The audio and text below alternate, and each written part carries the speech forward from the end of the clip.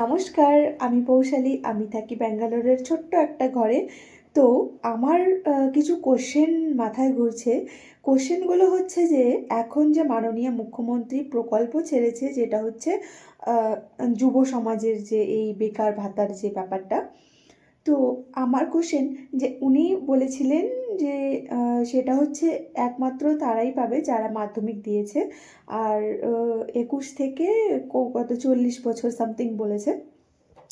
এবার কোশ্চেনটা হলো যে অনেকেই মাধ্যমিক পাস করেনি। অনেকেই মাধ্যমিক পাস করেনি। তারা মাধ্যমিক না দিয়ে তারা বাইরে চলে গেছে বা পড়াশোনা ছেড়ে দিয়েছে। এরকম কিছু একটা হয়েছে। তো তারাও তো মানে বলতে গেলে তারা তো বেশি বেকার। তো তাদেরকে কি করা হবে? তাদের পক্ষে কি টাকাটা পাওয়া হবে না? বা তাদেরকে কি টাকাটা দেওয়া হবে না? যেহেতু তাদের মাধ্যমিক দেওয়া হয়নি। তারপরে হচ্ছে যে এই যে যারা টোটো চালায় বা যারা বাইরে থাকে, তারা তারা কি পাবে? কারণ তারা বলতে গেলে বেকার নয়, যদিও মানে কোনো না কোনো কাজ করছে মানে তারা বেকার নয়, তাই তো?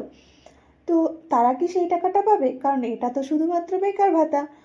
আর আম তারপরে আরও কথা হচ্ছে, এটা হচ্ছে লাইক দুয়ারে সরকারের মতো এরকম করে এটাকে কি বলবো ফিল আপ করা হবে বা এটাকে এরকম করে কি বলবো ঠিক করা হবে, যেটা হচ্ছে দুয়ারে সরকারের মতো করে বসবে, সেখানে আমাদেরকে সব কিছু নিয়ে গিয়ে জমা দিতে হবে।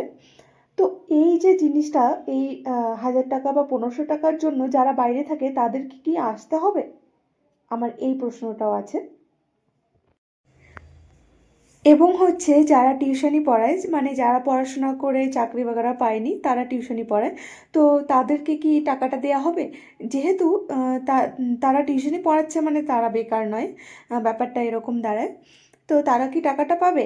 আর সবথেকে বড় কথা হচ্ছে যারা বাইরে থাকে তাদেরকে যদি টাকাটা নিতে হয় তো অবভিয়াসলি তাদেরকে বাড়িতে আসতে হবে, যেহেতু এটা অনলাইনের কোনো ব্যবস্থা নেই এটাতে। অ্যান্ড সেটা অনলি ফর মাধ্যমিক যারা দিয়েছে তাদের জন্য। মাধ্যমিক দিলেও হবে না, মাধ্যমিক যারা পাশ করেছে তাদের জন্য, অন্য কারোর জন্য নয়। তাহলে যারা মানে মাধ্যমিক যারা পাশ করেনি তাদের কি হবে? অনেক আমাদের পশ্চিমবঙ্গে অনেক স্টুডেন্ট মাধ্যমিক পাশ করেনি, অনেকে মাধ্যমিক দেয়নি। তো তাহলে তাদের কি হবে? তাদের ভাতাটা তাহলে কোথায় যাবে?